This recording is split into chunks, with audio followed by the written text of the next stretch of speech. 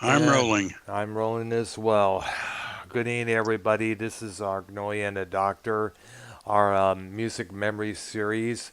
And today we're taking a look at the arrival of what would be known as the Fab Four and the massive amounts of the condition known as Beatlemania that would come afterwards.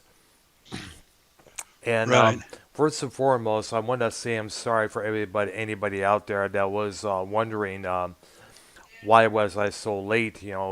I explained it everything to Arknolia, and we'll just put it simply this way: that we had a very much heated argument, and plus waiting for my computer to get things geared up, like the Skype, the OBS, and everything else. There takes a lot longer. I guess when I'm done here, I should probably close all the tabs here and to start cleaning out the dang thing again.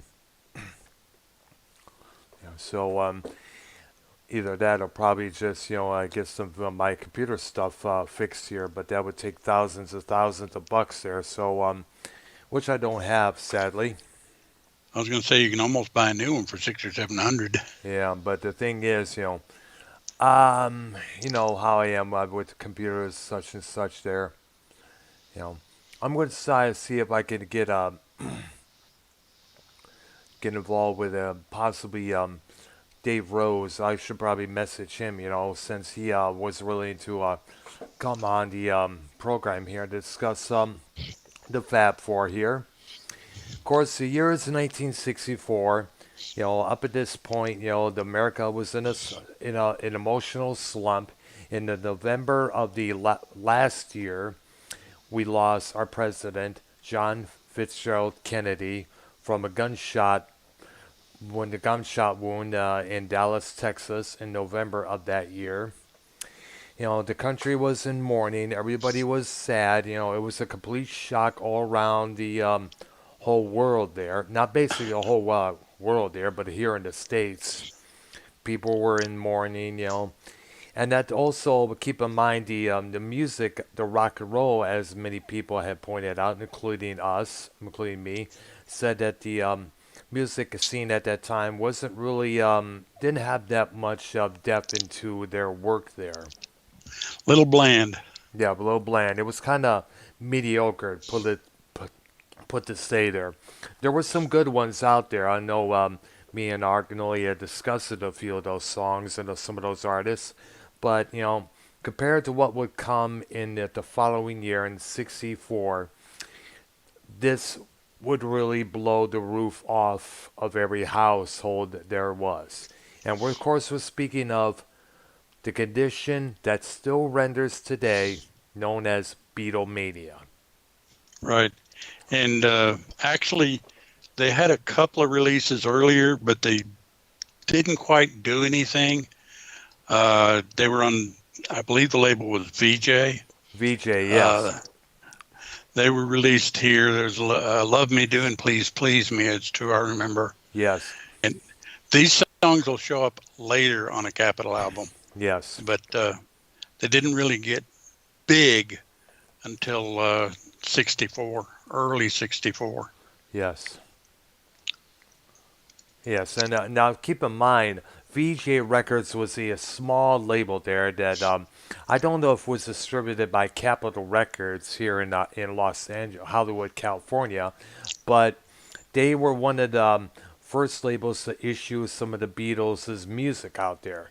I think it was one of what Yeah, was called Introducing the Beatles, or I, I remember they had this one album from them. It was called Songs and Stories from the Fabulous Beatles. And on the back of the album cover, it had this little thing where they had remember photographs of all the four, and with these little heart underneath, and say, place a picture of yourself to your favorite Beatle.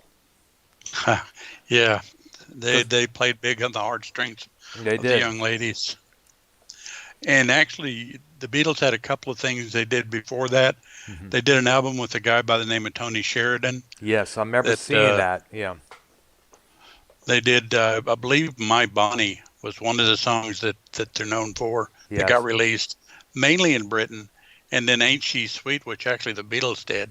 and that Hmm. was also in Britain. Yeah, I remember hearing about that album in a magazine that I read. I had a few Beatles magazines that my mom got to me because I was so into them at that time. I got into them kind of like accidentally. It started with the cartoon series that came years after their arrival. These would Oh yeah, picture these were I'm not too sure what production crew was behind these cartoons, but they were the same ones that did one a few for the Jackson 5 cartoons featuring the younger Michael Jackson, Jermaine, Tito, and all the others there. And these were the same guys who I guess also did something for the Osmond brothers as well later on, I guess, because they were considered big at that time. yeah. I think there was 36 episodes, I believe. I don't remember for sure. Yeah, yeah.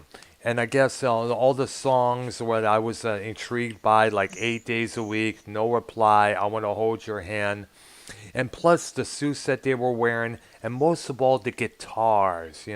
One of the most things that one of the most recognizable ones for me was John Lennon playing his trademark Rickenbacker guitar. You know, and that was what. And And now later on, my mom got me a magazine. It was a black and white magazine. I guess it was a reissue of something that came out in the '60s or whichever. Had all these stories of fans, wanting to meet them, all the facts, all the stuff here. And one of the photographs was, of course, Lennon strumming that Rickenbacker, and the way he was holding it. It was just like, wow, I dig that guitar. You know what? I'm going to learn guitar myself, come to think of it. So, which I got I, guitar lessons and such and such. And it's safe to say that thanks to the Beatles, many young guys out there, guys and gals, started going to a nearby music shop and buying electric guitars of their own, bass guitars and drums as well. yeah, I did the same thing Hmm. because of them. And the Beach Boys played a part, but it was the Beatles mainly. Yeah. And also, along with it, my ma had Meet the Beatles, which was the US version of With the Beatles, the UK version, as we already know, like the back of our hands. This one. This was the official first album that came out on Capitol Records in '64. Their first single was "I Want to Hold Your Hand." I saw her standing there by Capitol, Yep. Hmm. And and plus, actually was the first two tracks on the Meet the Beatles album. that's right, the two first ones. Yes, I remember And listening from what to I it. understand, Capitol wanted this to be an all original thing. Yes. So the 11 of the 12 songs on that album were written by Lennon, McCartney. Yeah. Well, there's one written by George Harrison. Yes. And then the only one that wasn't is a song written by Meredith Willson. Yes. Yeah, I remember. There was usually that one song written by George Harrison that usually does make the cut, whether it's one or two. That's usually how Yeah, it's always been. they Yes. only do they generally only do one because actually McCartney didn't care much for Harrison songs for some reason. I I don't don't know know. why. Kind of weird, but that was the way he was. I don't know. And then I guess the idea was just keep it Lennon and McCartney, and that's about it, because they were considered the principal songwriters of that group. yeah, and all songs got credited to both of them, even though a lot of times only one of them wrote it. They didn't collaborate a whole lot after the first couple albums. Hmm. Yep. And then, well, after those, I wanted to hold your hand. And I saw her standing there. Yep. Was This Boy? I'm reading the track I remember. list. Yes. It Won't Be Long. All I've Got to Do, and All My Loving, and that was side one. Yes. I remember And that. Yeah. side two is Don't Bother Me, which is the Harrison song. Yep. Then Little Child. Yep. Then they did a cover, Till There Was You. Yes. And you know what movie that was from, right? Yes. Hard Day's Night, I think. No, Music Man. Oh, Music Man. And that, Music Man, was that the musical there that started? I think it was. I'm not too sure about the Music Man movie there, The but Music Man starred uh, Robert Preston and Jones. Oh, Shirley Jones. oh Shirley yeah. Jones. So it She was was a the one that musical. sang that song.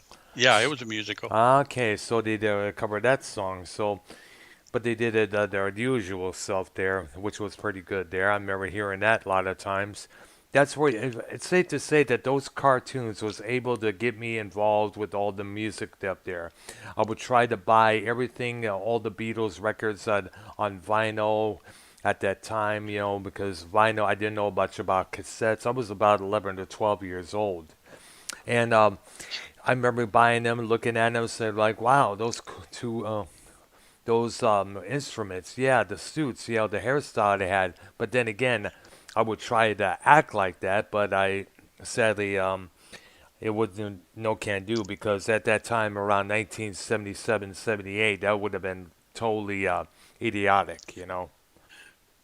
Well, actually, try that in the mid '60s. Yeah. Well, there was a lot of backlash Oh yeah. because it was like, oh, you can't look like that, you can't do this, you can't do that, Yeah. that sort of thing. A lot of that. Uh, but just the way it was at that time. The next one on the track list is "Hold Me Tight," and then "I Want to Be Your Man," which Ringo Yes. Starr sang actually. Yeah. Now Lennon McCartney composed it, but Ringo got to sing one song on the album for the most part too. Yes. And then the closing song was "Not a Second Time." Yes, I remember that. And Yeah. I'm going to say up front, I don't know about you, but I don't think there's any such thing as a bad Beatles song. No, I Now don't. there's some that I don't Well, like as much, but there was this one that was voted the worst. I forgot which source it was, and it said "Mr. Moonlight" was not that good of a song for them to do there, from what I understand. This is from a radio show I remember hearing on a late Sunday night on one of the local stations back in southeast Michigan. There, I didn't have any problem with that song. That one was okay. I didn't really have a problem with it either, man. Kind of weird. Hmm. But that basically was Meet the Beatles. And they had a habit back then of, it didn't start yet, but they occasionally had a habit of releasing singles and Hmm. not putting them on albums.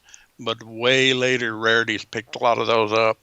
So every single they ever did, every And song they ever did appears on an album somewhere. yeah, they usually do. And Rarities, by the way, it was a collection of unreleased tracks and demos that Capitol issued, I guess, somewhere, was it 1980, 81, for what I take it?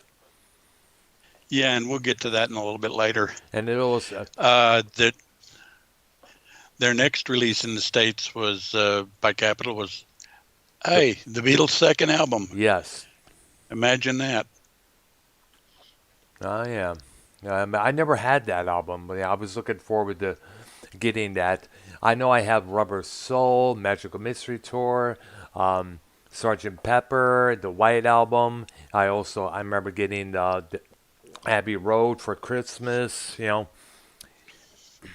and of course, a couple other that one record I mentioned earlier called that came out on VJ Records. Yeah. Yeah, Now the second album, is there well, the song one and second album was "Roll Over Beethoven," by Chuck Chuck Berry, Berry. John Lennon's favorite there. Harrison sung it. Interesting. Nice, really. Yeah, because the listing I'm looking at tells who sang it. The next one was "Thank You Girl," which was a Lennon McCartney Yeah. composition. Then after that was "You Really Got a Hold on Me," which was Smokey Robinson. Yeah, Smokey Robinson and the Miracles. That was originally a Motown hit. And you also got to keep in mind, a lot of black musicians and a lot of black rights activists out there, they should really give a lot of credit to the Fab Four because while according to Little Richard, they would have play Pat Boone's version of Tutti Frutti, they would have Little Richard's version somewhere hidden somewhere in their dresser drawers at times. Now listen to when Yeah, nobody was around. The Fab Four, however, was like, hey, we love the black music that's out there. Chuck Berry, John Lee Hooker. We love Muddy Waters. We love all these artists. whether it's a Smokey Robinson and such, and we're not afraid to show it or say it.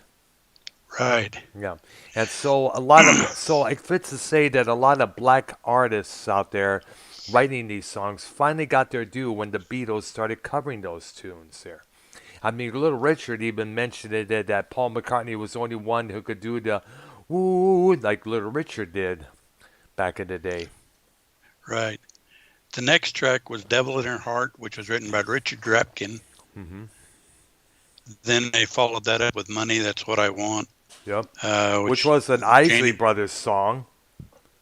written by Janie Bradford and Barry Gorder Jr. Yep. Another Motown song. Then the closer on side one was You Can't Do That, Yep. Remember Lennon that one. McCartney. Yep. Then this open side two is Long Tall Sally, which was Robert Blackwell, Hmm. Anitris, Anitris Johnson, and Which Little is Richard. another Richard, Little Richard cover right there. Right. Hmm. Then they followed that up with I Call Your Name, which was Lennon McCartney. Hmm. And then followed that up with Please Mr. Postman, Robert Bateman, Hmm. Georgia Dobbins, William Garrett, Fred Gorman, Brian Holland. A And lot of people wrote that one. I guess that was recorded by a girl group. I understand whose name I believe it was the escapes me. Marvelettes. I see there. I believe it was the Marvelettes. And then they followed those two songs up with their second single and flip, I'll Get You and She Loves You. All right. I messaged Devious Dave, saying I will get him on the call. He said he's going to let me know on the call. Maybe I should get him on there. First, I'm going to try and get Silver Roll Hunter on here as well because he tried to call me as well during that argument we had there. Let's Oh, see. okay. I messaged him to see if he's ready to roll there. Minnesota. All right. I think the only one I see right now is Devious Dave. Let's see if I can get him in there. All right. All right. I love his tagline there. Batten down the hatches. I dig that. Here we go. So I know he spoke up. I already messaged him to let him know that he's going to be that I'm going to add him to the call because I know he expressed it about doing this program as well. Okay. Go ahead. While we're waiting for him, I'll mention the next album was A Hard Day's Night. The soundtrack. Yeah, keep in mind and the original, and keep in mind the original for soundtrack for that album. What came out on a label that's I don't know if it's still functioning or whichever. It was called United Artists Records. right. Yes. And it was the soundtrack to their first movie directed by Richard Lester, filmed entirely in their native England. And it's like, it was like a little, some like add bits of British humor added here and there. Lots Right. of it there. Now the storyline is that the Beatles are supposed to do a song appear on a TV show, and they're getting all geeked up there, and all these little mischief things happening, and this behind the scenes there, whether it's with Ringo or this old man there that's involved who likes to start shit, like kind of like Well, I believe like a that was troll. McCartney's grandfather. Yeah, I remember that. Yes. And he likes to start things so get people riled up for this and that here, blah blah blah and stuff. Now, all the songs in the release I'm looking at were Lennon McCartney compositions, no covers. I see. Uh, and also keep in In fact, mind, there's no Harrison song. wow, that's something there. And by the way, you also keep in mind the original Hard Day's Night soundtrack also features some instrumental scores as well, including a more jazzy version of the title cut. Right. Yeah. Uh, And now, ver- see what you think of this. Capitol Records capitalized on that by putting out something. It was a thing called Something New, which one side was basically new songs and five songs on the second side from the Hard Day's Night movie. And some people yeah, and we'll labeled get to that album next. yeah because it was considered part ripoff when you think about it. The material Yeah. according to many critics and writers at that period. So, and Well, let me read you the track listing on A Hard Day's Night, the version I'm looking at. uh-huh. A Hard Day's Night, I Should Have Known Better, which was a single. Mm-hmm. If I Fell, I'm Happy Just to Dance with You, Mm-hmm. and I Love Her. Tell Me Why, Can't Buy Me Love. That's side one. Uh-huh. Side two is Anytime at All, I'll Cry Instead. Things We Said Today. When I Get Home. You Can't Do That. Mm-hmm. I'll Be Back. Yes. Now, is this the UK version you're looking at? Yeah, Ah, because the American yeah. version isn't even listed in what I'm looking at. Ah, I see. Because, like I said, the American version included some instrumental scores, in Right. between the songs there, and I don't recall. You Yeah, I actually have that. can't do that not being in the included in the movie or the soundtrack. Right. Now the soundtrack, they picked up some songs, Yeah. but again, the next album that you talked about, Something New, Yep. uh, was followed that up, and it did pick up a lot of the songs. Yeah, it's five of them for the second side there. Yeah, and they said that on this one, all tracks are Lennon McCartney, unless I tell you otherwise. Mm-hmm. Okay, first song I have here is I'll Cry Instead, then Things We Said Today, Anytime at All, When I Get Home, Slow Down, which was written by Larry Williams, Uh-huh. Matchbox, which was written by Carl Perkins. Oh yeah, another influence on the Fab Four. They loved what he was doing just as well, including Blue Suede Shoes and others. Right. Then side two was Tell Me Why, and I Love Her, I'm Happy Just to Dance with You, If I Fell, and the German version of I Want to Hold Your Hand, Come Give Me Deine Hand. Ah, that'll be interesting to play. We don't really hear the German version that much, but it is interesting when we hear songs, in a different language here. Oh, yeah, definitely. Hmm. So did Dave ever show up? No, I don't think he ever did. I guess as I said, he was unavailable. He did say that he'll let you know when he is ready, and I guess he's not ready right now at the moment. Okay. And Super Roll Hunter is not available at this moment. I tried to see if he was around, but sadly, hopefully about probably later on we'll get him on the call if he's available there. Then they followed this up with Beatles for Sale, Oh yeah. which that had 14 tracks on it. Mm-hmm. And essentially, except for ones that I'll mention, they were all written by, well, we'll just say that. Unless we say otherwise, it's Lennon and McCartney. Uh-huh. Now, was this the original? What? On the call, Now, is this the Capitol version or the? Well, I'm trying to hit the Capitol versions, and I think I hit the Capitol version, but I'm not sure. Ah. Side one, song one was No Reply. Yes. Followed by I'm a Loser. Yes. Babies in Black. Rock and Roll Music, which was written by Chuck Berry. So that was a cover. Yep. I'll Follow the Sun. And the aforementioned Mr. Moonlight, which was written by Roy Lee Johnson. Yes. Then the last track on that side is Kansas City, Hey, Hey, Hey, Hey, which is Jerry Lieber and Mike Stoller with Richard Penniman. I remember that one as well. Yeah. And then side two starts with 8 Days a Week. That was one of my favorites. Yeah, then Words of Love by Buddy Holly, written by Buddy Holly. Yep. Honey Don't, written by Carl Perkins. Mm-hmm. Every Little Thing, I Don't Want to Spoil the Party, What You're Doing. Then Everybody's Trying to Be My Baby, which was Carl Perkins also. Ah. So they had two Carl Perkins on that particular album. Mm-hmm. Yep.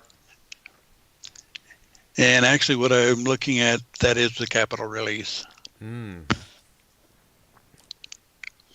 Makes sense now because oftentimes we get confused with all these between the UK and the Capitol releases, all the other releases on the side there. Sometimes it's a Right. little bit because God knows there's so many out there, so many, including. I'm not just talking about the bootlegs either. We were talking about the other records that other labels have put it out that got the copyrights to, like the one you mentioned with Tony Sheridan. Sheridan, okay, and the VJ records, the catalog on that record label there. It's like God knows how many was how Well, many. eventually, Capitol picked those up, Yeah, and we're going to see those again here in a minute, yeah, I know. except for the Sheridan ones. And also, don't forget the compilations that came out in the 1970s, like rock and roll music, which was their all the hard rocking songs that they put it out, like the ones some that we mentioned, love songs with all the, of course, only the love songs, and of course all the others that I'll mention later on in the program, like rarities, real music from the all the movies from their movies, because they did about, I guess, about how many movies? Well, they Five, had, five, I think it was. yeah, I think that's right. Yeah, Hard Day's Night, Help, Yellow Submarine, Magical Mystery Tour, which was a TV movie filmed and presented in England there, which I guess didn't do too well. And of course, the last one, Let It Be, Right, right. which was the behind the scenes on how Beatles compositions are came to be and how it's performed and stuff. And I guess there's a lot of stories up there, from people watching that movie. And I remember the lyrics is for Elton John's music. Bernie Taupin said, "All you have to do is watch that movie. You could see this was a band that was falling apart." But yet there was another um, insider who said that all the stuff that happened in between all the filming didn't get on there, where the Beatles were laughing, giggling, having a good time, joking around here, and so it was a combination of both all together. We Yeah, just didn't get that other side according to the movie or whichever. But then again, there was a lot of tensions between the band. It was just driving them apart. And of course, you notice alongside John with all those sessions, Yoko Ono. hmm yeah, Apparently, what it was that John broke one of the big rules was no girlfriends or wives were allowed in the recording studio because it would become a distraction. Lennon was the first to break that rule there. right. Of course, we'll get to all that. Absolutely, yeah. Thought I'd point that out ahead of time, folks. Yeah. Well, the next release was Beatles 65, Yep. which actually includes a lot of songs that we saw previously, Yes. plus a couple we didn't see. Side one starts with No Reply, I'm a Loser again, Yeah. Babies in Black, Rock and Roll Music again, Mm-hmm. I'll Follow the Sun, and Mr. Moonlight. Yes. Side two starts with Honey Don't, I'll Be Back, She's a Woman, I'll, I Feel Fine, Mm-hmm. and Everybody's Trying to Be My Baby. A lot of those had already been released, but a couple of them had not. Mm-hmm. Yes. A couple of them we already know they were on other releases, but then again, you know how some record labels are. This, you know, let's put these extra in. Let's add this one in. Let's add that one to fill up the whole side there. At times. Yeah, yeah, it's kind of like, well, we'll do one or two, and then And back then, it was capable of putting about 10 or about 7, 6 or songs on one side because at that time, the time limit for those songs at that period was usually about 2 or 3 minutes long and over, or 4 minutes right, long. That was about it. Because these were, I mean, compared to the length of albums that are out there today, which go way over about 80 minutes, if it's a single disc, sometimes sometimes it goes over an hour. Back then, a regular Beatles album knowing by the time length of the songs included, would usually about over 30 minutes. Hmm. Yeah, they were short back then. Very short. In fact, the U.S. version of the Help soundtrack was about just about close to 30 minutes when you think about it. Yeah, well, we're going to do Beatles 6 next, Yep. which was their sixth Capitol release. Imagine that. And there's some repeats here too. Um, Casey's raw in the chat. Still want to come on, dude? I know you mentioned you were unable to because of you being exhausted from work there. What's up, guys? He said, yeah. Yeah, so I'm waiting to see if he still wants to participate, even though I'll leave it up to him. Go ahead, Arky, on the. Okay, the next one is Beatles 6. Yep. And again, there were some repeats on this one. Uh, Kansas City, hey, hey, hey, hey. Yep. 8 days a week. You Like Me Too Much, which was a Harrison song. Bad Boy, Larry Williams. Uh-huh.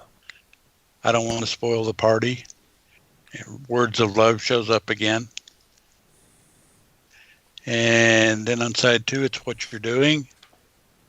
Yes, it is. Dizzy Miss Lizzy, which was again Williams, Oh, Larry yeah. Williams. You make me, And which I guess Little Richard did as well, if I'm correct. I think so. Right. And they followed that up with Tell Me What You See in Every Little Thing, which Yep. closed that album out. All right. Then they released Help, The which was the second movie that they did, also directed by Richard Lester. This one had a more kind of a more serious plot to it. Not really that was serious. It still had its elements of British humor added, and some sort of priest or an underground religion or something like that. Was going to sacrifice this lady, but until she knows she does not have a certain ring. Turns out the lady gave that ring to Ringo Starr, the drummer, and to spend throughout the whole movie, whether this location, that location, this tribe or this cult is trying to find Ringo to sacrifice him as long as he has that ring in his possession there, and they almost succeed at nearby a beach there, but. However, the other rest of the Beatles come in and stop that all and such and such and such, And it's that actually a very entertaining movie if anybody wants to it watch it. is, yes, definitely.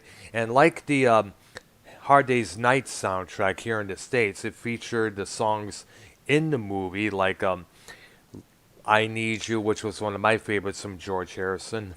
The Night Before, the title cut. Another Girl, great song there. You've got to hide your love away. Yes, that was which Pearl Jam covered, by the way, later on. I guess it was on the Well, B side of actually, several people have covered that one. there. How many? I cannot tell you how many people have covered their songs, including Yesterday, which I guess was the most covered song according to the Guinness Book of World Records. I believe so. Yeah. And then you mentioned Another Girl. Excuse me. You're going to lose that girl. Mm-hmm. Ticket to Ride. Yeah. Now, the other release that actually I have a copy of that too has some incidental music in it. Casey's calling right in. Casey, I'm going to have to add you in a call because it would take me off the call with Arknolia, as I mentioned a few times there. I will add you when you're done there. All right, go ahead. Okay, side 2 is Act Naturally, which was written by Johnny Russell and Lonnie Morrison, which is actually originally a Buck Owens song. It's Only Love. You Like Me Too Much, which you mentioned is a Harrison song. Yes. Tell Me What You See. I've Just Seen a Face. Yep. And some of these are going to show up on Rubber Soul. Mm-hmm. Yesterday, and then again, Dizzy Miss Lizzy. Yeah. And this is the UK version, not the US version, as I mentioned before. Well, actually, where I'm reading it, it says the U.S. Capitol, but like you, I remember Yeah, the that it. instrumental scores that were featured on the album, the US Right. version there. Okay, you want to add Casey real quick? I'll wait. Yeah, so I'm going to do right now. Okay, you get them on the call. Like I said, I have to wait till they're done calling. Till they're done calling, because if I were to take his call, then I would take you off the call. It'd just be him and I for the moment. I would have to re-add you. Hey, Casey, what Whoa. up, dog? hey, sorry for coming in so late. It's okay, dude. I know you. I know the message. You must have been exhausted from your job there early on. It's probably not only that. I think, honestly, lately I've been having some health issues. Like I have like this gut issue I've been Wow. dealing with. Oh, wow. Yeah, and I don't know what the hell is going on with it. And yeah, I've just been super tired lately. Oh, wow. You think Yeah. it's? Do you think it's from overworking yourself or something else there? Well, see, the thing is, I'm used to doing this work. Hmm. I mean, I did it for 12 years. Yeah. So, I think it's a few problems lately. Because my doctor thinks I have sleep apnea. It's possible. And I was trying to think, I was going to go do the sleep study. Uh huh. And I got laid off and Wow. put a huge wrench in that. Wow. Yeah, and then lately I've been dealing with the stomach issue for the last couple of months, and luckily I'm doing getting some of these tests done. I'm supposed to get another test done Thursday. Yes. Yeah, so just to see if it's the gallbladder. Oh, wow. Yeah, Oh, shit, dude. but Well- I'll be all right. I'll be all right. I've just been like, I couldn't wait to hit the bed when I got home. I can understand, man. Because I wanted to come right on when you sent me the message, but when I got out of work, I was like, "Fuck!" I'm like, I'm done. I didn't.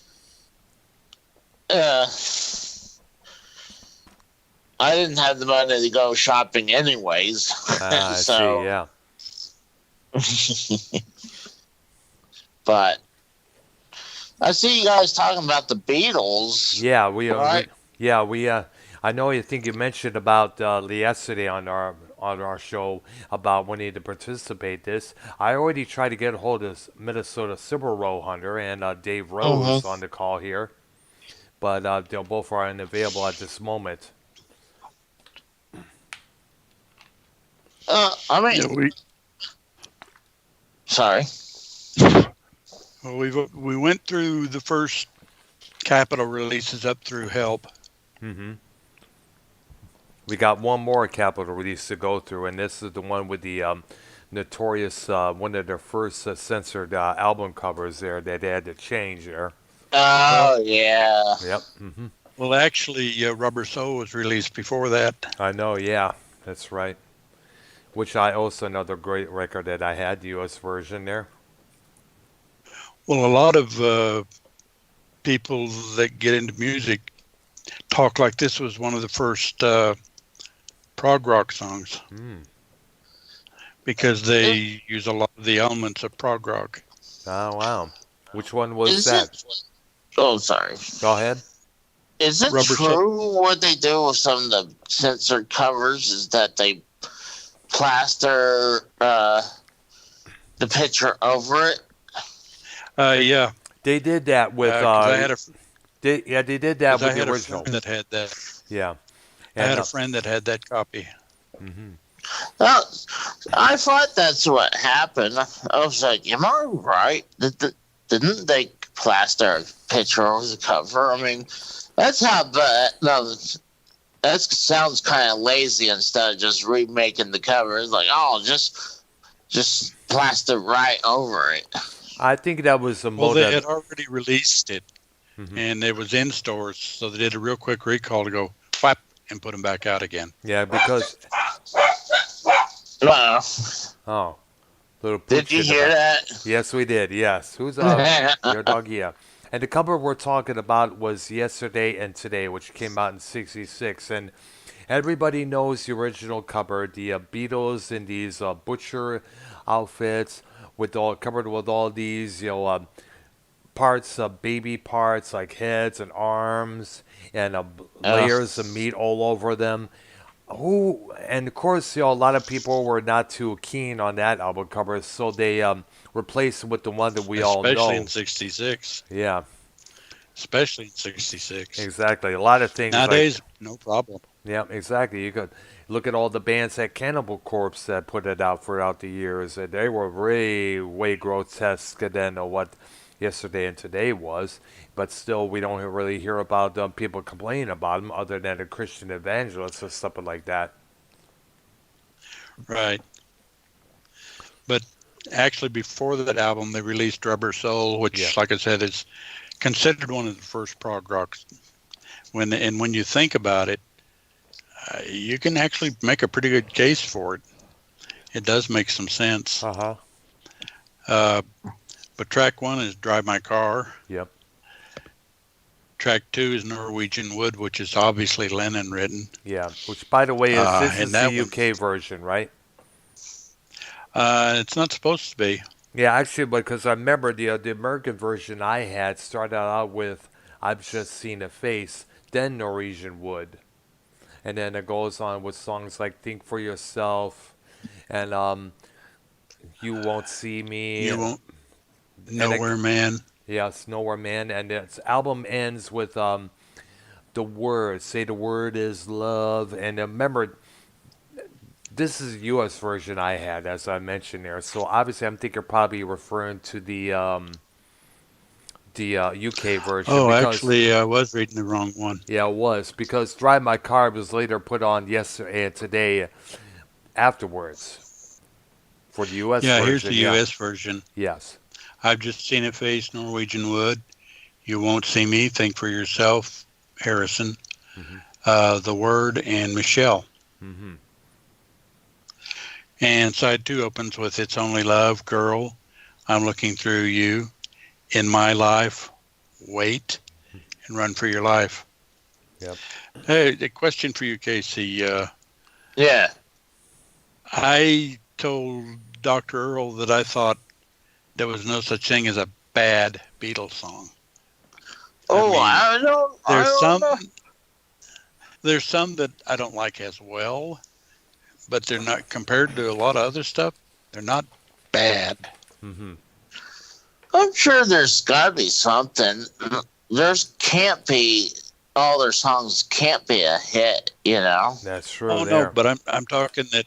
Well, I'm talking that there's some that weren't as good, but they weren't bad to the point of, oh gosh, I can't listen to this. Yeah, there were I there don't was think there was there any was of somewhat those. okay, but it was Right. tolerable to put it forth. Yeah, Yeah. I mean, Yeah, I'm that's sure kind of there's. the way I look at it. I'm sure if some of these song titles I don't recognize, hmm but I guarantee if I probably listened to it, I was like, oh yeah, I know that song. I think But that would be the case. That's pretty No, much what you there were would a lot. think. There were believe me, there were a lot of songs I learned, not just from the albums, from the original cartoon series from the '60s. That's what I was telling. Yeah, you never knew there was a cartoon series, believe it or not. I think I heard something about it, but I mean, during the time frame, I mean, when did it came out? Well, I guess let me look it up on the Wikipedia here. I remember they came out in this. I think it was after the 1, 2, 3. I want to say the 70s, but I could be wrong. that would be about right. I All mean, right, let's see here. It was an animated television series featuring representations of the Beatles. It originally broadcasted from 65 to 69 on ABC Whoa, in the U.S. only wow. so and later and I discovered it that was actually. unexpected. Yeah, it was. And believe it or not, I kind of figured it was in the 60s. Otherwise, because of the technology of animation that they had at that time there. Right. Yeah. Oh, true. I mean, they had cartoons back all the way back then. I mean, shit. I think they even had like what the Flintstones and at least the Flintstones were Flintstones. Yeah. 60s. Yeah. Each episode Well, had yeah, when you was. look at Go ahead.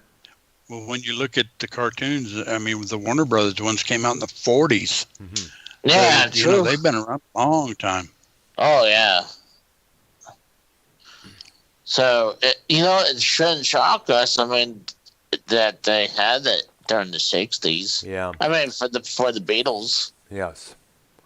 Yeah. The songs, by the way, that they use in these cartoon episodes were taken from all the albums up to Revolver, as such as non-album singles such as Penny Lane and Strawberry Fields Forever. The German version, of course, included the song Bad Boy. The German language version, I think it was German version of I Want to Hold Your Hand and Long Tall Sally as well. Right. Now, the series depicted the band in their early mop top and suit look as back in the Hard Day's Night period.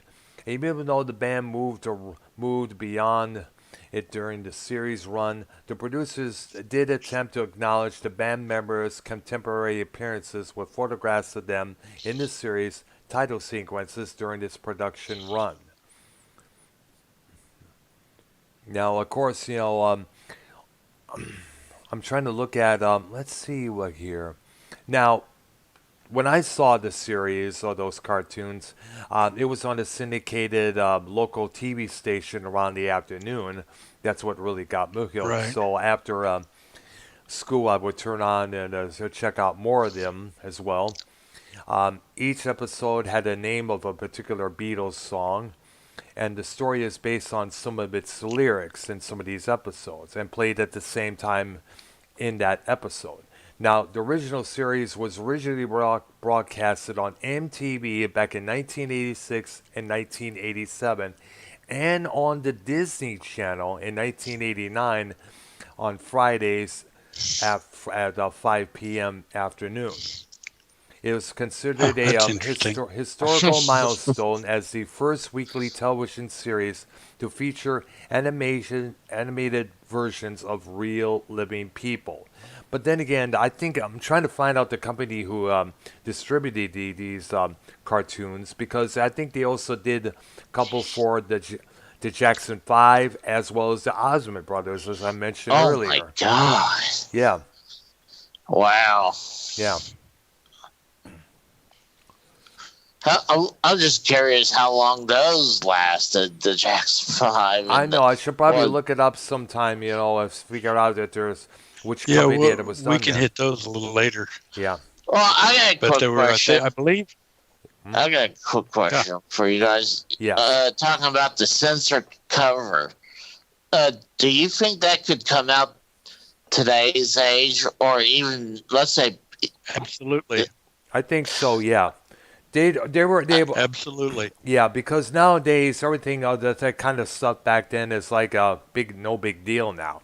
Let me give you. yeah, It did come out actually inside the gatefold of the Rarities album back in 80 81 there. And yeah, plus, you got to remember, they did this. The record label did the same thing for Leonard Skinner's Street Survivors. You remember the original cover for that record there? It featured one of the members, Steve Gaines, the guitarist, one of the three who perished in that plane crash. He was backed up. They were walking towards the streets while buildings on fire, and in the image towards the back, it looked like Steve Gaines was engulfed in flames. So, out of respect, they I had decided. that cover. Yes. So, out of respect, they decided to change it to the band members with a big black background, which is the title up above there. And I guess now with the remastered and reissues of all those records, they decided to bring that original cover back. Yeah, they're a little different about that kind of stuff nowadays. Yeah. Well, the problem I think is because all these people are, they get so sensitive about stuff so quickly, especially today's age with, Yeah. This all covers the the thing. like people being so political correctness nowadays Yeah. that I mean, I don't even know. What about that? God, what's that one cover with the kid, that baby in the swimming pool one? I mean, do you think they could pull that again? Yeah, Nirvana. You think they could pull that again? I do not know. It all depends on the timing on how they are able to present the cover there. Because. But I like to see how these people react to the Dwarves album, Blood, Guts, and Pussy. I don't know if you ever saw that album cover, Casey. No. It featured a couple nude women and a nude midget, all splat with blood splattered over them. Many record stores refused to stock that album on their shelves. There was an old female punk group called Inside Out that I knew. They were talking trash about that album cover alone. See, I can understand that, but goodness gracious. Yeah. But at that time, you got to remember, covers like that are meant to cause controversy, and we all know the three C's, and we all know the 3 C's of the entertainment industry. Controversy creates cash. You can imagine how many amounts of copies the Two Live Crew album, as nasty as you want to be, sold when they started getting press and getting a lot of criticism from all these religious activists and being put on trial in Florida during that period. And you can imagine a couple years later how many copies of the first Body Count album sold when the song Cop Killer got called out. True. Yeah. Works every time, no matter what. It worked for Ozzy, it worked for Madonna, it worked for Judas Priest, it worked for Ice-T, it worked for everybody, even in TV as well. Remember when Roseanne Barr screwed up the national anthem years around that time? Oh, God. Yes. The ratings for her show at the time went through the freaking roof because of that. Well, I guarantee you she did that shit on purpose, though. Mm-hmm. Kind of like the Janet Jackson thing in the Super Bowl, the wardrobe malfunction. Maybe so, maybe yes. Well, yeah, because, he literally grabbed a piece off her costume. Yeah. And she had a nipple shield. Yes. I'm like, what's the chances with all that to happen to be linked up together? Now, you know, but then again, according to our eyes, football is supposed to be, and the halftime show is supposed to be family entertainment. The kids are watching their favorite team compete in the Super Bowl, this and that, and all of a sudden this incident happens. They're like, oh my God, I can't believe that just happened. Well, I think that when that happened, I think MTV was doing the Super Bowl, the halftime shows. Yes, it was. And after that, MTV got the shit canned from that. Uh-huh.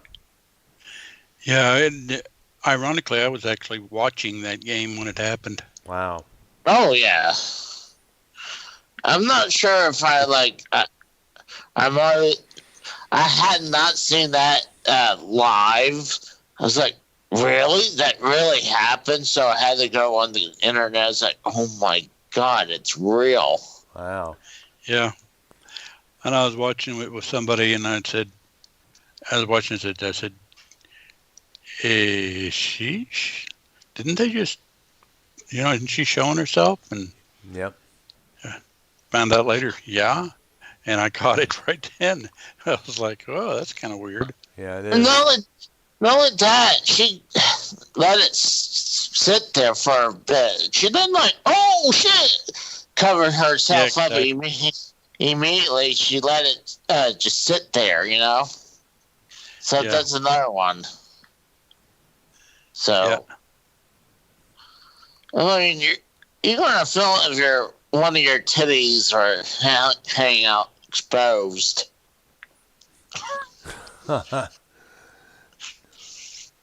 But yeah. That was I all think, obviously when you see it, it was all planned. Yeah. oh yeah, Yeah, I know Rush Limbaugh said on his talk show they were probably high fiving each other as soon as he got off the stage there.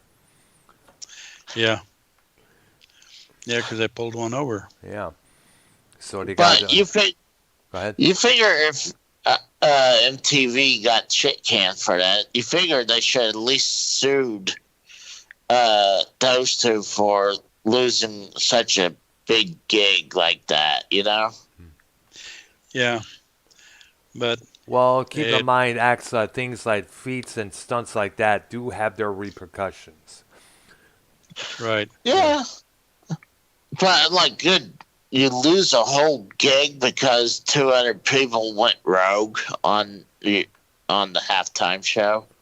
Yeah. But like I said, you know how company TV executives are when it comes to presenting things on TV. When things happen unexpectedly, they're going to be like, "Oh my gosh, we cannot present that." I mean, like, it's not the first time. We discussed Elvis Presley. We discussed Jim Morrison saying the word "higher" from "Will Light My Fire" on the Ed Sullivan Show. Of course, we Mm. cannot forget get one of the members of System of the Down saying the F word when they were done with their first song, and that was being broadcasted accidentally.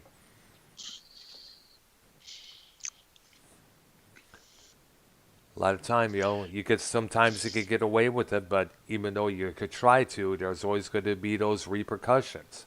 Look at Oh Elvis, yeah. look at Elvis Costello. He was not supposed to do a song called Radio Radio on Saturday Night Live, and he did anyways. Banned for Why, life. why is that? Uh, why couldn't he? Well, I guess the song was a jab at the radio and the TV industries. Repeating the same stuff over and over again.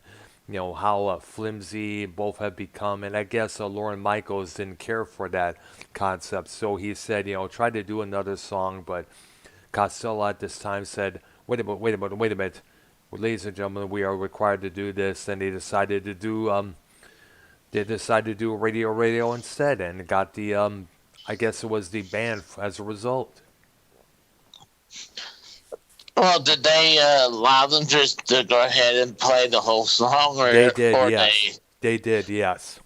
They Wow. did. They dealt with them afterwards. I mean, one of the biggest controversies. I mean, obviously you're gonna know this one is with SNL's when that one bald chick took the picture of Sinead, the Pope. yes, Sinead O'Connor. Sinead O'Connor. Yeah, Yes, Yeah, when she ripped that the killed picture her. of the Pope. That killed her career right then and there, folks. yeah. Yeah, And After that, it was irrelevant.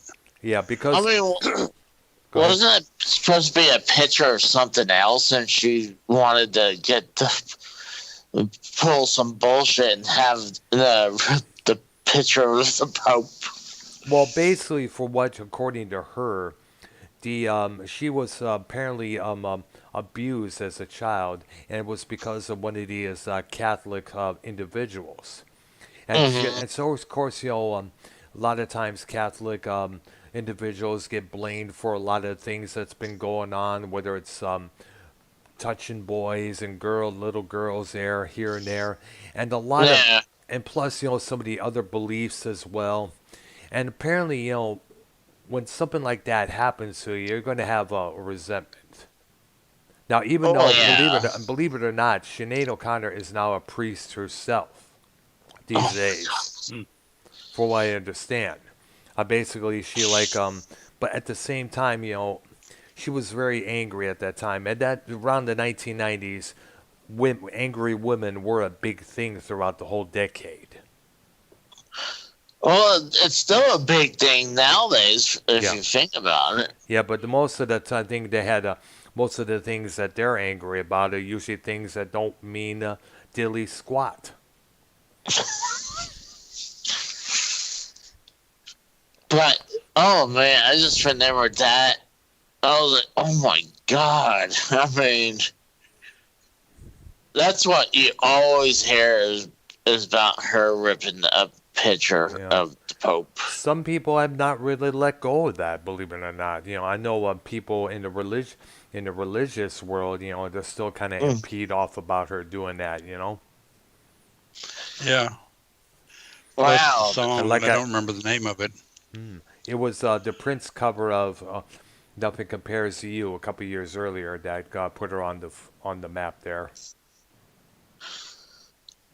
Only it shocks me if they still harbor resentment from that. No. For God, was it well over 20 years, maybe 25 years, give or take? It was back in 1992, if I remember. Yeah, So when that almost happened. 30 years. I mean, good God. Yeah, yeah, I mean, but then again, you also like keep in mind that some people do some they do harbor some form of resentment now and then. hmm Yeah. Another example would be Andrew Dice Clay. He spewed a few foul language on there during his stint on the MTV Music Awards. That shocked a lot of people. The executives vowed him never to have on any program ever again. Right. All right, so let's go back to our discussion on the Beatles. There, we covered Rubber Soul and Yesterday and Today. There, did you Well, we talk didn't really we cover didn't it? really cover yesterday. Go right ahead. My I'll try apologies. English. Go ahead. The U.S. version. Yeah, I'll try English this time. Okay, good, good. Okay. This one started out with Drive My Car. Yep, Followed that up with I'm Only Sleeping. great song. Nowhere Man. Yeah. Dr. Robert. Yesterday. And Act Naturally was on this album. Yep, which was sang by Ringo Starr. Right. And then they had And Your Bird Can Sing on side two. Hmm. If I Needed Someone, which was the Harrison composition per album. Uh huh. We Can Work It Out. What Goes On, which was Lennon McCartney's Starkey. Hmm. He participated in that one Wow, this is and pretty sung good it. there. Because it's very Sung it. rare. Yeah, it's very rare that Ringo and he contributes any songs. The other one he did other than that was "Don't Pass Me By," which is on the White Album. And Octopus's Garden on Abbey Road. Oh We'll yeah, get to those. that's true as well. I'm looking up the song yesterday. It was of course written by Paul McCartney. Credit to him and Lennon. Right. It was released first on the version of Help in August '65, except in the States, UK version obviously. It was issued Right. as a single in September. It's reached number one on the U.S. charts. Has appeared on the UK EP Yesterday in March of '66. It made its debut on the album Yesterday and Today in June of '66, my birth month and year. Now, it's a song about a breakup of a relationship, longing for yesterday. And it was, of course, was originally titled Scrambled Eggs. Right. Believe it or not. Now, believe it or not, I'm looking at how many times it has been released and how many times it's been covered. That song alone has been one of the most re-recorded songs in the history of popular music. It's in the Guinness Book of World Records, stated that by January of 1986, 1,600 cover versions have been made of that song. Even the company known as Muzak switched to the 1990s to program based on commercial recordings. Its inventory grew to include about 500 covers of that song. Wow. Yeah, it won. Man. It won the also won the Ivor Novello Award for Outstanding Song of 1965 and came close to the most performed work of the year, behind the other composition, Michelle.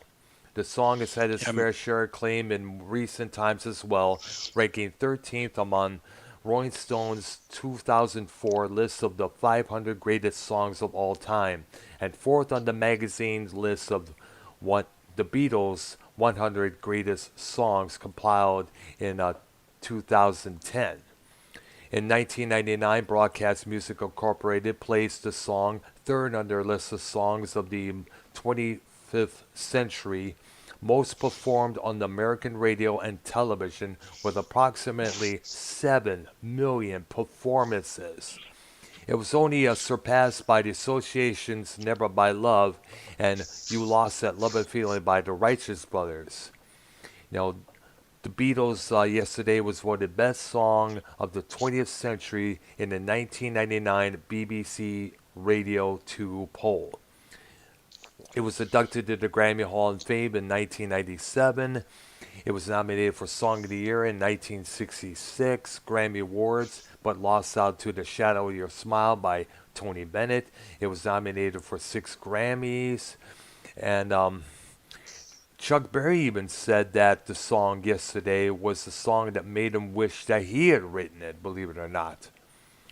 Now, it's been I can see that. it has been criticized for being mawkish, mundane. I guess Bob Dylan had he had a disdain for that song, stating that if you go to the Library of Congress, you could find a lot better than that. There are a million songs like Michelle and Yesterday that are written in Tin Pan Alley. And before his death in 1980, John Lennon commented that although the lyrics don't resolve into any sense, they are good lines. They certainly work, but if you read the whole song, it doesn't say anything. And added the song was beautiful, and I never wish I had written it. And, and of course, you think of all the people that have covered it, including, get this, Boys to Men. They did their version, I guess, somewhere in 1990, 91, or 92, if I'm period there. Oh, which song did they do? Yesterday, Huh. by the Beatles. I know the Boys Men does covers on other songs. Kind of like, Couple oh times. god, trying to think of one of the songs they did. And the Still of the Night. I'm trying to think. Is that right? Let me Like, look up how many. Let's see. I'm looking to look at. Let's see. While you're looking, Okay. there's one more song on that album we didn't do. Okay. Day Go ahead. Tripper. All right. Oh yeah. Day Tripper. That's right.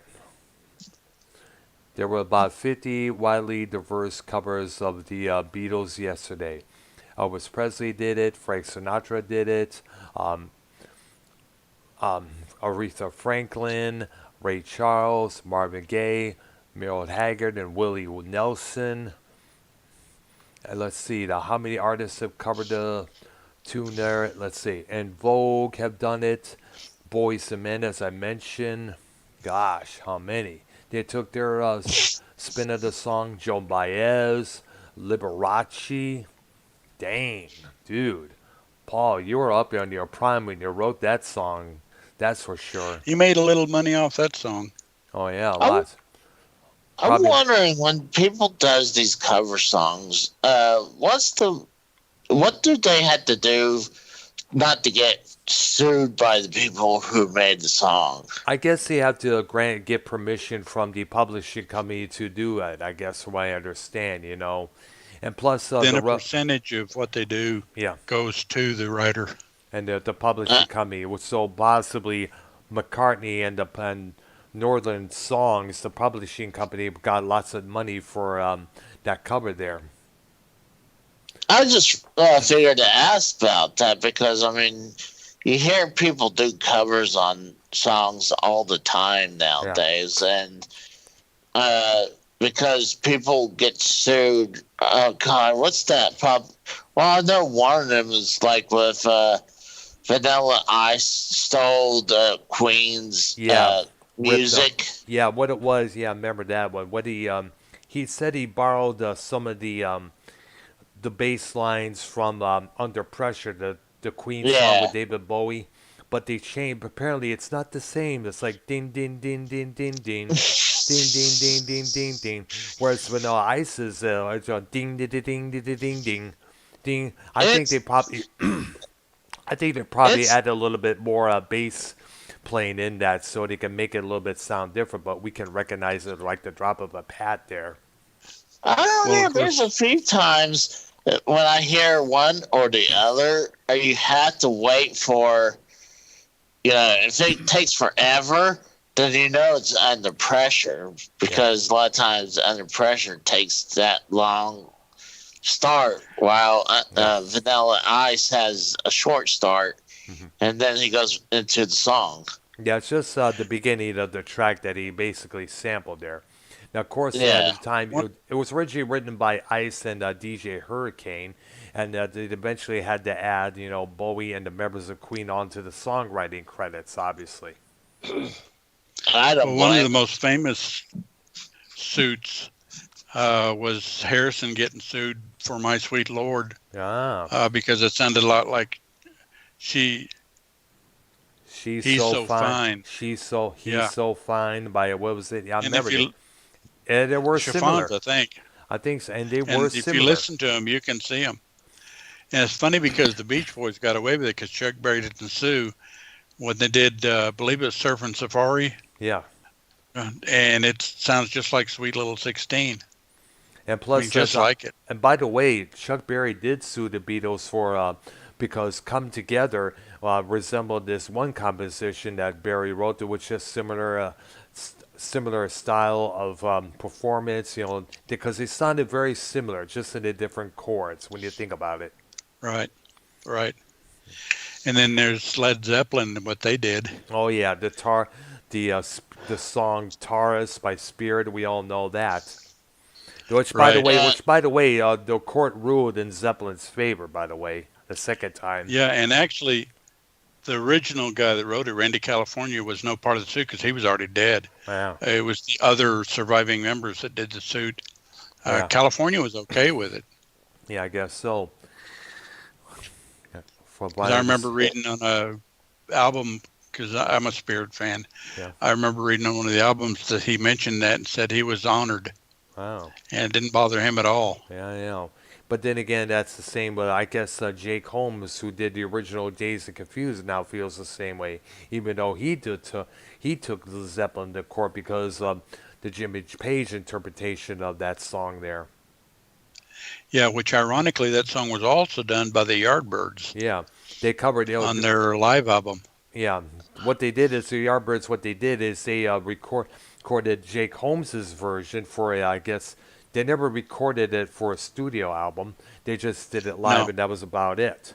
But they when the Zeppelin got going and started recording that first record, they decided to change up add some new few lyrics there, but keep the Yardbirds version as it is. Because you right. look on one. YouTube. Go ahead.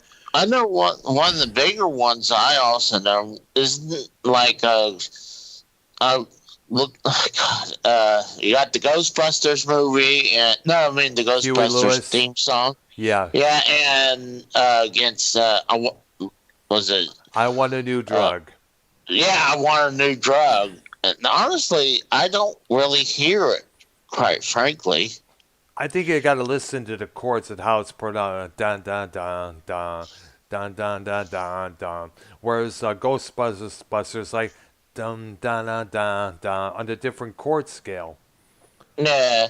Well, I really can't hear it between "I Want a New Drug" and the Ghostbusters Well, music. you have to really listen for the Ghostbusters song. You have to listen for the guitar and how it's performed and how it's styled. You know, you have to listen past the synthesizer in there. Yeah.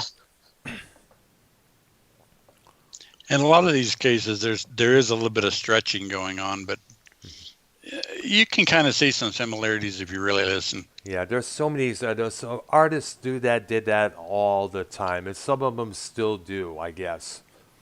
Which is So, not even. Oh hey, yeah. it's like, hey, that sounds way too close to our song. Well, better sue. Yep. But I think probably some of them may sued just to get their names in the spotlight there a couple times. I know there was a lawsuit against Mick Jagger for one of his solo compositions, and we can't not forget the Bee Gees. Their song, "How Deep Is Your Love," was they were taken to court because it ripped off somebody else's song there, which the Bee Gees lost, by the way, in which Barry Gibb, shouted out, "Lies! I don't believe it." Well, usually when this happens, what they get percentage of it, and I they think get so. Yeah, credits. I think so. I know that on the newer versions of the Led Zeppelin first album, it says credited as written by Jimmy Page, inspired by Jake Holmes. Yeah, yeah.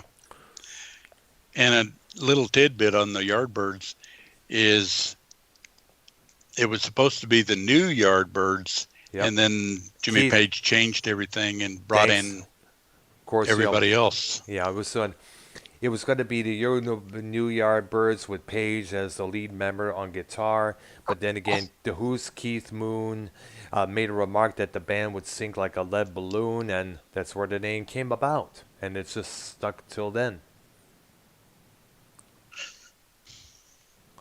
I just realized something. I was also supposed to do something with the Rose. I was like, With David Rose, yeah, I tried to get him on the here. I let him oh know. no, this is a different. It's the Rose Gaming. I was like, Ah, okay, and I I see. just realized I thought that, you were but talking about I thought you were talking about Dave at first there, because we tried to get no, him on the call there. but I'm sure I can do a rain check on with him another day. All right, all right. Well, we're going to probably continue our Beatles discussion on this coming Thursday there Oh yeah, before. we just got the Revolver, Yep. Yeah, which is considered but which. we need to spend some time on that one. So let's save that. Let's no, we get well. We could probably do that. I'm thinking about this. We could probably do Revolver now, and then on the next Thursday night we could start with Sergeant Pepper. Does that sound good? You want to do that, or just go? I would say I You want to was do that, or just go ahead and? just end the show and start with the Revolver on the next one. Yeah, let's do that. Okay, we could do that. All right, because let's go to. And then tomorrow night we're going to go over Miami Vice. Yes, on there. Oh shit! TV. Yes, definitely. Because we got a lot of memories on that show. The only Well, Doctor's going to need some help on that because I didn't ever watch it. yeah. I've just read about it. Yeah. Oh, definitely look it up when you get the time, probably before the broadcast tomorrow there. Because they still show episodes, but it's on the Spanish television station, and they, of course, converted to, but you can't help but look at all the styles that was going on at that time, the storylines, what all the, learning about what vice cops have to do all the time there, and how they put their lives on the line. Right. Yeah, definitely. So definitely, Thursday night at about 5 p.m., Central Time, 6 Eastern. Definitely we'll continue our Beatles discussion there. And Casey, you're definitely welcome to join in on that as well. Yeah, Absolutely. I enjoyed talking to you guys with these. The only thing is, I'm not a big time Well, I love music, but as like the history of stuff, it's kind of like that's beyond me. Mm, that's what I'm Well, here see, that's for. why you need to listen. That's why you need to listen to us. Yep. I was, I was there, so it's not like this is new material for I me. was I was learning all this from magazines, liner notes on albums, and from interviews and other stuff on here and there. Because I'm like, I'm just one of those. I mean, my parents used to collect those records all the times, but I'm one of those people. I just listen on my phone with all the music Ah, nowadays. I see. Yeah. So I mean, the history. I'm like, it's just above my head. Mm, Well, we're going to spend a long time in the '60s because the '60s was there's a lot of root there for all the music. yeah. A lot of experiment. A lot of people are experimenting. A lot of things there, here and there. People are starting to become of their own nature, other than being under this umbrella there. And so there was a lot of things coming out that still today seems a lot more wild and diverse in compared to today's standards. Absolutely. All right, all right, all right. So I guess this will be a conclude our part one of the Beatles. There, our the Beatles discussion. Yep. All right, and And we'll do to part two on Thursday. yep, at about 6 p.m. Eastern time on each other's channels. And definitely Casey will get you involved just as well, man. Definitely love to have you on. And hopefully we could get Dave and Silver Roll Hunter on as well. Right. Yeah. Yeah, I love coming on your guys' show. All right. Uh, I mean, you guys are awesome to talk about all types of stuff, like Yep. movies and music. I mean, I love to learn stuff about that. No, you come to the right place, man. Definitely for Well, that's shizzle. what kind of what we're trying to do. Yep. We're learning, especially the people today who are unaware of all this stuff. There, people like the young kids in their 20s or 30s need to be aware of this stuff. They only know stuff from the 90s here on. Yeah, I mean, there's some stuff like, gosh, when I was in the '80s. I mean, yeah, my parents had records. Hmm. I used to have an 8-track player in my room, And by the but way, yeah, did you ever had a 4-track player? By the way. no, I'd never heard of 4. I thought it was Oh just man, 8 this is tracks. this is how I discovered both the Help and Sgt. Pepper's albums. My dad had this massive collection of 4-track cartridges.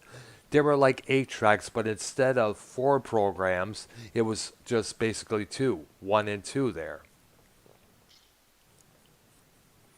That's where I discovered Well, Sgt. Pepper's Lonely Hearts Club Band and the U.S. version of the Help soundtrack. Right.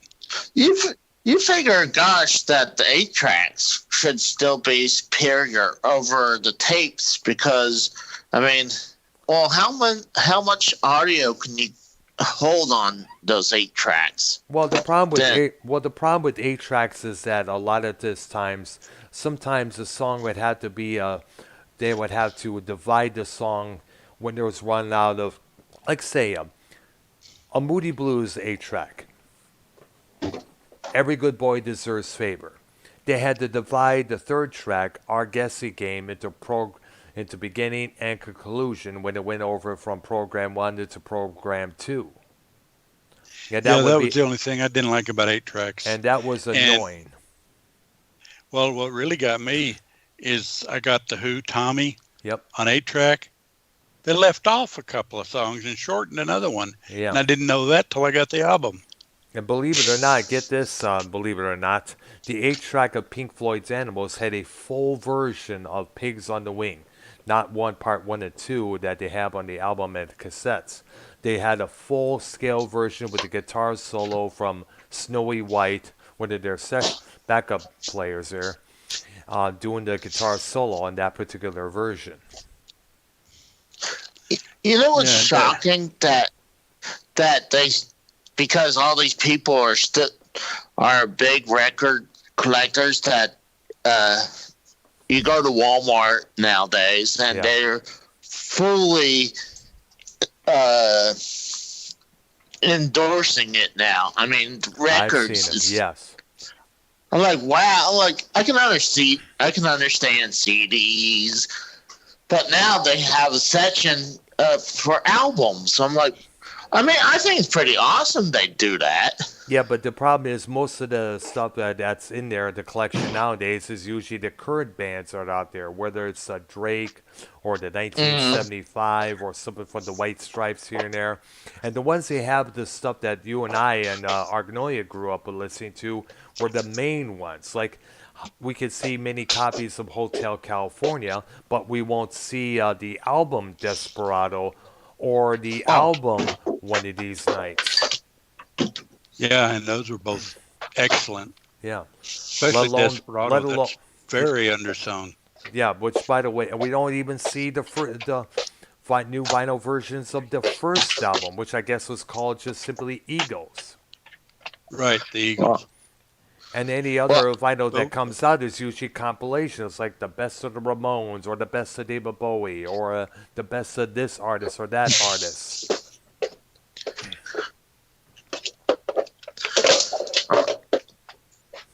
sorry I'm making so much It's noise. okay. Like the only, yeah. What are you doing over there? I was going to ask myself, man.